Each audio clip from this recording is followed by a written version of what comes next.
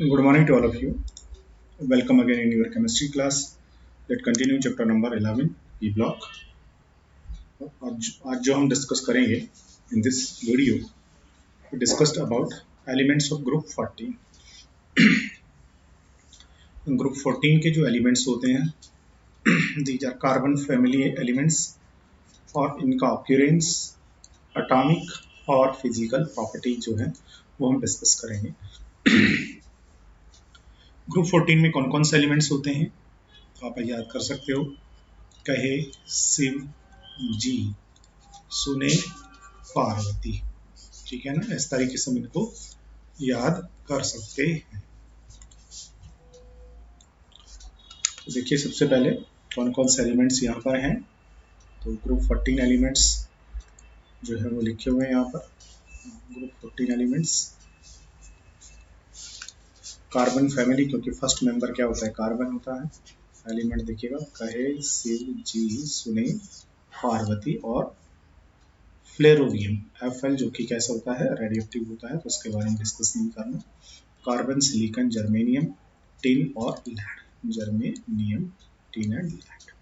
Atomic number carbon का 6, then add 8, 18, 18, 32 and again 32. ठीक है. वी नो दैट कार्बन जो होता है वो क्या होता है, प्योरली नॉन मेटल होता है. सिलिकॉन नॉन मेटल है और जर्मेनियम जो होता है दैट इज मेटेलॉइड. नीचे वाले क्या होते हैं, मेटल्स. तो देखिएगा जो मेटालिक करेक्टर है, मेटालिक जो करेक्टर होता है ये अप टू डाउन जा रहा है तो क्या हो रहा है, इंक्रीज हो रहा है. These are non metals, germanium metalloid और नीचे वाले जो होते हैं वो क्या होते हैं, सारे के सारे मेटल्स होते हैं. अब आता है 14 ग्रुप के जो एलिमेंट्स हैं इनका ऑक्यूरेंस, कि ये कहाँ से ऑब्टेंड होते हैं, इनके सोर्स क्या होते हैं. देखिएगा occurrence of group 14 elements. Group 14 का सबसे फर्स्ट जो एलिमेंट है that is carbon. Carbon carbon देखिएगा, carbon is the 17th most abundant element by mass in the earth crust. Earth crust में ये 17 नंबर पे आता है मास के अकॉर्डिंग. इसकी जो अबंडेंस है वो it is widely distributed in nature in free as well as in combined state. दोनों स्टेट के अंदर ये जो है अवेलेबल है या डिस्ट्रीब्यूटेड है या प्रेजेंट है. कंबाइंड स्टेट के अंदर हमारी पूरी बॉडी में कार्बन प्रेजेंट होता है. कार्बोहाइड्रेट्स में ग्लूकोज, प्रोटीन, फैट सब के अंदर कार्बन प्रेजेंट होता है. फ्री स्टेट के अंदर ये डायमंड में, ग्रेफाइट में एक्सेट्रा.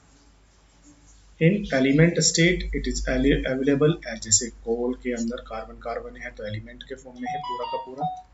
एलिमेंट हम कहते ही उसको थे जिसमें सारे के सारे एक ही टाइप के एटम्स हो. ग्रेफाइट में भी ये एलिमेंट के फॉर्म में प्रेजेंट होता है, डायमंड में, फुलरीन में. However in combined state it is present as metal carbonate. Metal carbonate के फॉर्म में प्रेजेंट होता है, लाइक कैल्शियम कार्बोनेट कार्बन है. हाइड्रोकार्बन्स के फॉर्म में CH4, methane, ethane, propane and carbon dioxide के फॉर्म में, जो कि लगभग 0.03% होती है एयर के अंदर. इन सब में ये कंबाइंड स्टेट में प्रेजेंट होता है. Carbon is most versatile element in the world. It is an essential constituent of all living organisms. That's right. जितने भी living organism हैं उनका सबसे जो नेसेसरी जो कॉन्स्टिट्यूएंट एलिमेंट है वो कौन है, कार्बन है. पूरी बॉडी हमारी कार्बन से ही बनी होती है. Naturally occurring carbon content two stable isotopes. वैसे कार्बन के 3 आइसोटॉप्स होते हैं. कौन कौन से, एक होता है C12, एक C13, एक C14. C14 रेडियोएक्टिव होता है. तो नेचुरली अकरिंग जो कार्बन के आइसोटॉप्स हैं वो दो ही हैं, C12 and C13. Third isotope C14 is also present. It is radioactive isotope with half life. देखिएगा इसका कितना होता है, इतने साल इसका हाफ लाइफ होता है. इसका मतलब ये बहुत लंबे टाइम में जाकर के डिकम्पोज होता है या बहुत स्लो डिकम्पोज होता है. इसलिए कार्बन का ये जो आइसोटॉप्स होता है इसको हम किसके लिए काम में लेते हैं, रेडियो कार्बन डेटिंग टेक्निक में इसको यूज करते हैं. जो फॉसिल्स होते हैं उनकी जो एज है वो हम इस कार्बन 14 के रेस्पेक्ट में ही कैलकुलेट करते हैं. ये हो गया है ऑक्यूरेंस और वो भी किसका हुआ है, अभी कार्बन का ही हुआ है.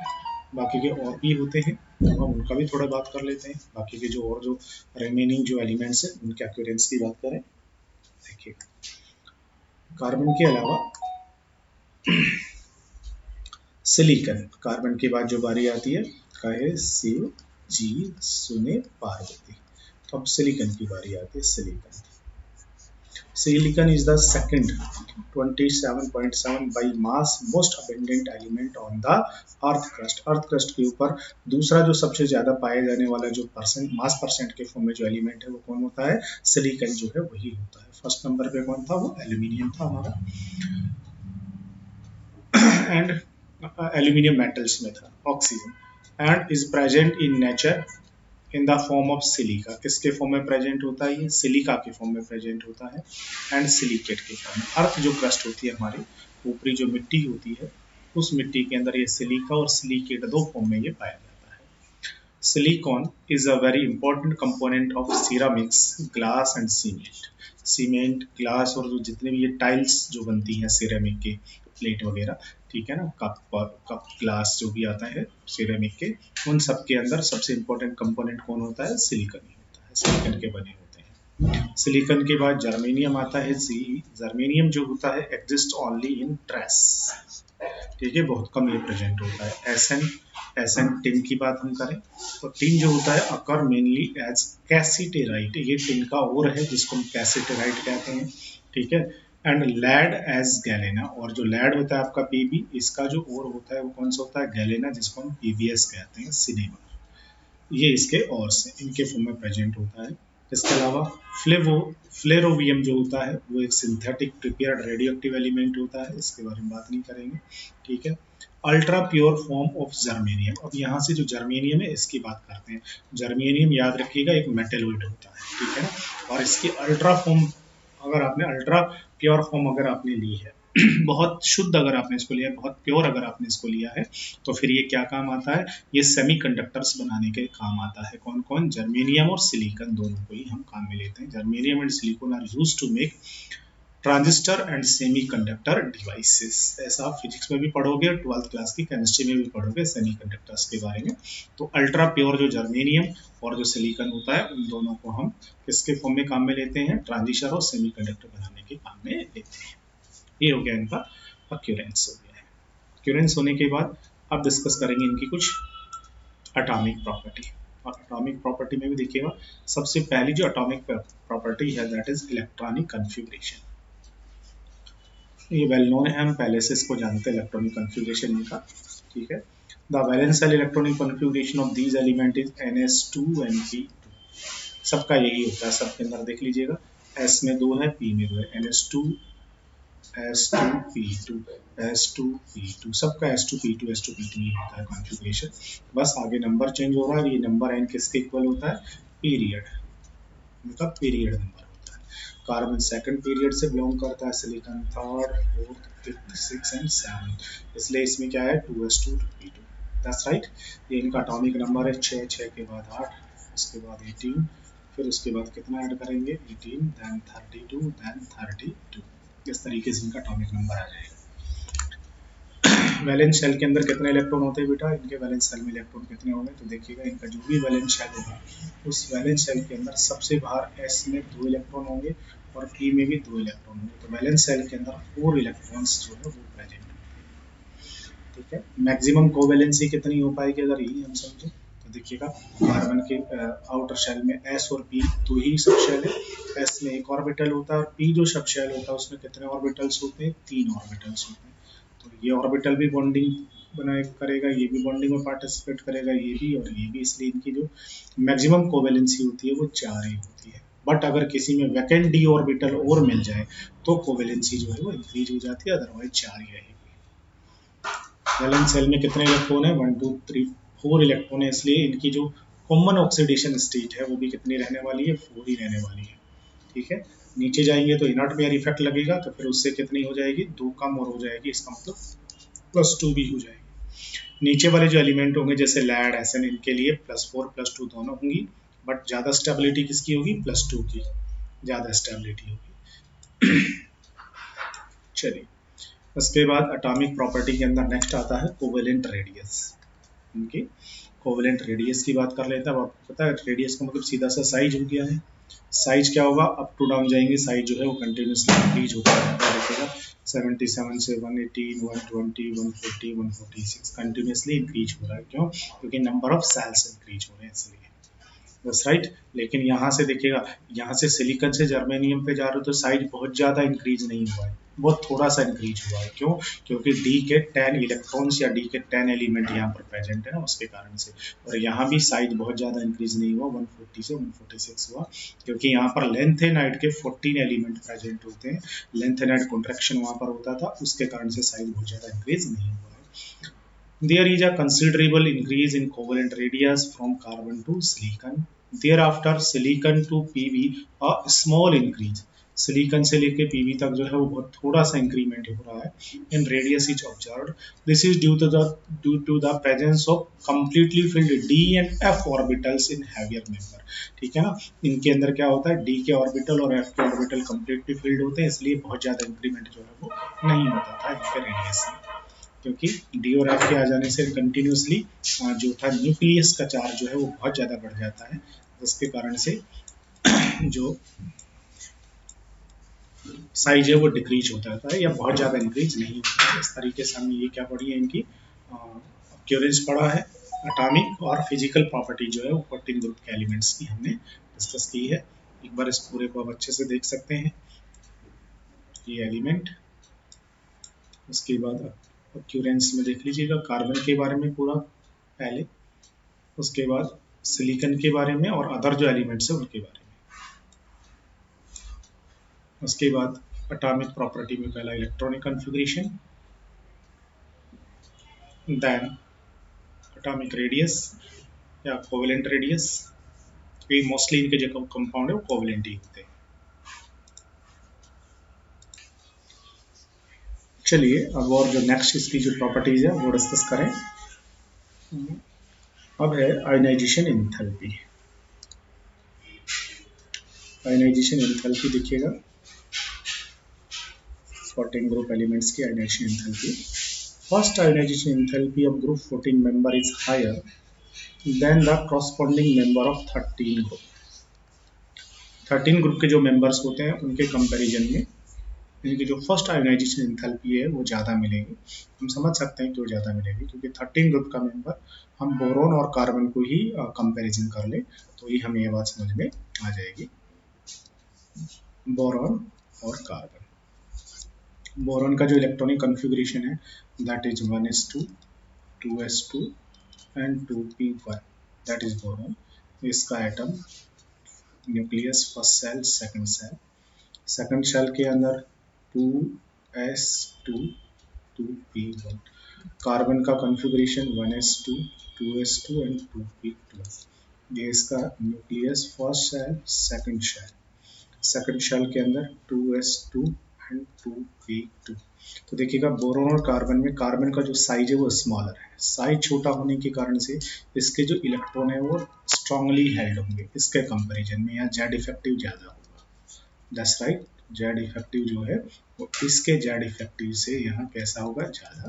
तो इलेक्ट्रॉन इजीली रिलीज नहीं होगा, तो हमें ज़्यादा एनर्जी जो है वो देनी पड़ेगी, इसलिए इसकी जो आयनाइजेशन एंथैल्पी है वो क्या होगी, ज़्यादा। फर्स्ट वाला इलेक्ट्रॉन, अब देखिएगा फर्स्ट इलेक्ट्रॉन तो यहाँ से निकल गया, फर्स्ट जैसे यहाँ से जाएगा ये जीरो हो जाएगा 2p0, और यहाँ से फर्स्ट जाते ही ये रह जाएगा 2p1। अब अगर आप सेकंड इलेक्ट्रॉन निकाल रहे हैं तो सेकंड इलेक्ट्रॉन यहाँ से निकलेगा 2s2 से और यहाँ निकलेगा 2p1 से। तो 2s2 s2 जो होता है ये फुलफिल्ड स्टेट हो गई है, क्योंकि s के अंदर एक ही ऑर्बिटल होता है और एक ऑर्बिटल में मैक्सिमम 2 इलेक्ट्रॉन आ सकते हैं और यहाँ दोनों ही प्रेजेंट है, तो ये फुलफिल्ड। आपको पता है फुलफिल्ड जो ऑर्बिटल्स होते हैं वो कैसे होते हैं, मोर स्टेबल होते हैं। दीज आर मोर स्टेबल, तो ये मोर स्टेबल होगा, ज़्यादा स्टेबल होगा, और ज़्यादा स्टेबल होगा इसलिए इसमें से इलेक्ट्रॉन जो है वो ईजिली रिलीज नहीं होगा।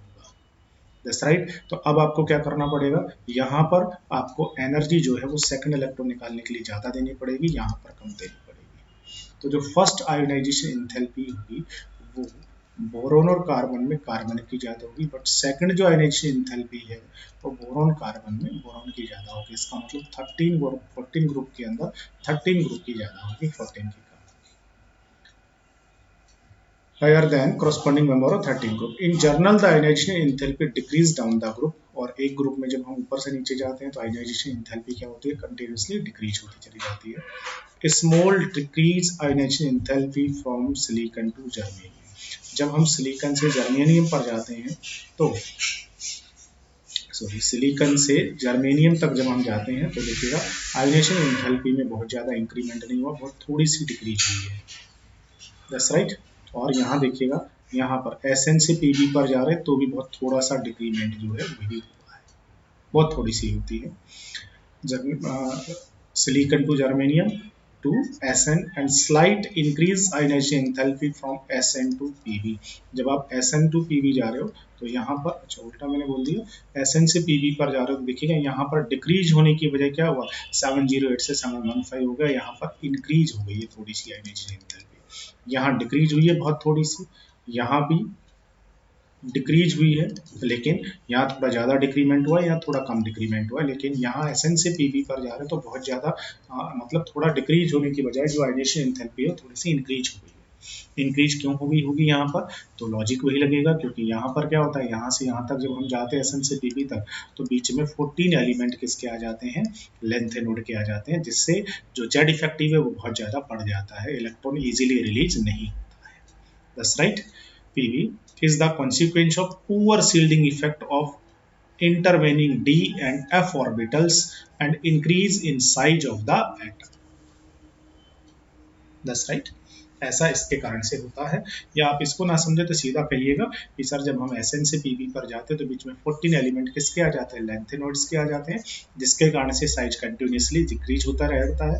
कंटिन्यूसली डिक्रीज होने के कारण से जेड इफेक्टिव बढ़ता रहता है, तो Pb का जेड इफेक्टिव बहुत ज़्यादा हो जाता है बीच में ये 14 एलिमेंट आने से। इस कारण से यहाँ पर जो है आयोनाइजेशन एंथैल्पी इंक्रीज हो गई है। और सेकंड आयोनाइजेशन एंथैल्पी मैंने आपको बता ही दिया है, किसकी कम होगी किसकी ज़्यादा होगी। उसके बाद नेक्स्ट जो एटॉमिक प्रॉपर्टी है दैट इज इलेक्ट्रोनिगेटिविटी।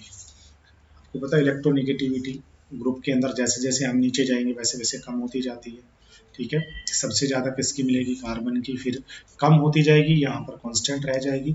Pb का जेड इफेक्टिव बहुत ज़्यादा है, इस कारण से क्या होगी, इसकी जो आयोनाइजेशन एंथैल्पी है, सॉरी इसकी जो इलेक्ट्रोनिगेटिविटी है वो थोड़ी सी ज़्यादा होती है, ठीक है। The electronegativity value of element from silicon to Pb are almost the same ही होती है, Pb की थोड़ी सी ज़्यादा होती है। अप टू डाउन जाएंगे तो साइज इंक्रीज होता है, इसलिए इसकी भी जो वैल्यू अप टू डाउन जाने पर थोड़ी डिक्रीज होती है, बट इंक्रीज मतलब कॉन्स्टेंटली होती है, क्योंकि जेड इफेक्टिव जो है वो बढ़ जाता है, इसलिए कम होने की बजाय उतनी ही रह जाती है। जबकि होना क्या चाहिए था, होना ये चाहिए था बेटा कि कार्बन के बाद सिलिकॉन फिर जर्मेनियम SnPb, होना ये चाहिए था कि इसका 2.5 है, फिर इसका 1.8 हुआ तो इसका 1.6 होना चाहिए था, इसका 1.2 होना चाहिए था, इसके 1 से भी कम होनी चाहिए थी, तो डिक्रीज होना चाहिए था। लेकिन यहाँ पर जैसे जा रहे हैं तो उतनी ही है, इसका मतलब इंक्रीज हुई है। इंक्रीज क्यों हुई है, क्योंकि जेड इफेक्टिव इंक्रीज हो गया है इसलिए, ठीक है ना, इस कारण से। और जेड इफेक्टिव क्यों इंक्रीज हुआ है, क्योंकि कहीं पर डी के 10 एलिमेंट्स आ गए हैं और कहीं पर एफ के 14 एलिमेंट्स आ जाने के कारण से जो है जेड इफेक्टिव इंक्रीज हो गया है, इसलिए। चलिए उसके बाद फिजिकल प्रॉपर्टीज, एटॉमिक प्रॉपर्टी के बाद में नेक्स्ट जो है दैट इज फिजिकल प्रॉपर्टीज। और फिजिकल प्रॉपर्टी में सारे के सारे जो मेंबर होते हैं 14 ग्रुप के सब सॉलिड होते हैं, कार्बन, सिलिकॉन, जर्मेनियम, SnPb सब सॉलिड होते हैं। कार्बन सिलिकॉन आपको पता है नॉन मेटल्स होते हैं, मेटेलिक होते हैं, और ये क्या होता है, मेटल्स होते हैं। Non metal germanium metal metal होते हैं, और मेटल भी कैसे होते हैं बेटा, सॉफ्ट मेटल होते हैं। लेड आर सॉफ्ट, लेड जो है बहुत इजीली पिघल जाता है, मेल्ट हो जाता है, सॉफ्ट मेटल है। मेल्टिंग पॉइंट कैसा होता है, लो होता है, इजीली मेल्ट हो जाता है। Melting point and boiling point of group 14 elements are much higher than those of corresponding group 13 element। 13 के कंपैरिजन में इनके जो MPBP क्या होते हैं, हाई होते हैं। क्यों होंगे 14 के हाई बेटा, क्योंकि आपको याद होना चाहिए MPBP जो होता है, MP and BP these are directly proportional to molecular mass. तो इनकी बजाय 13 की बजाय 14 वालों का मास ओबियसली ज़्यादा होगा, इसलिए इनकी बजाय MPBP थोड़ा सा क्या होगा, ज़्यादा होगा, 13 के बजाय 14। ये हो गई है physical property and atomic property, ठीक है। आप देख सकते हैं यहाँ तक का हमने पहले ही पढ़ लिया था, रेडियस के तक का। उसके बाद आयोनाइजेशन एंथैल्पी किससे ज़्यादा होती है 14 वालों की, 13 से ज़्यादा होती है, बट सेकंड आयोनाइजेशन एंथैल्पी जो है वो 13 वालों की ज़्यादा होती है। ठीक है, जो फर्स्ट आयोनाइजेशन एंथैल्पी है वो देखिएगा थोड़ी सी लास्ट में आके इंक्रीज हो जाती है हायर जेड इफेक्टिव होने के कारण से। इलेक्ट्रोनेगेटिविटी भी डिक्रीज होनी चाहिए थी, बट पहले घटती है फिर कांस्टेंट रहती है, फिर लास्ट में जाके थोड़ी बढ़ जाती है। तो होना तो कंटिन्यूसली कम चाहिए था, बट थोड़ी सी बढ़ गई है। किस कारण से? क्योंकि बीच में डी के और एफ के एलिमेंट आते हैं ना, उसके कारण से जेड इफेक्टिव बढ़ जाता है। और ये सारे के सारे सॉलिड होते हैं, मेटल्स, मेटलोइड, नॉन मेटल तीनों इसमें होते हैं। इनका जो एमपीबीपी है, पीबी का और एसएन का बहुत कम होता है, इसलिए इजीली क्या हो जाते हैं, मेल्ट हो जाते हैं। और इनका जो एमपीबीपी है वो 13 वालों से ज़्यादा होता है। ये हो गई है 14 ग्रुप के जो एलिमेंट है उनका एटॉमिक प्रॉपर्टी और फिजिकल प्रॉपर्टी, साथ में इनका अक्यूरेंस। ओके, अब जो नेक्स्ट वीडियो होगा उसमें डिस्कस करेंगे 14 ग्रुप के जो एलिमेंट है इनकी कुछ chemical properties. Thank you to all of you.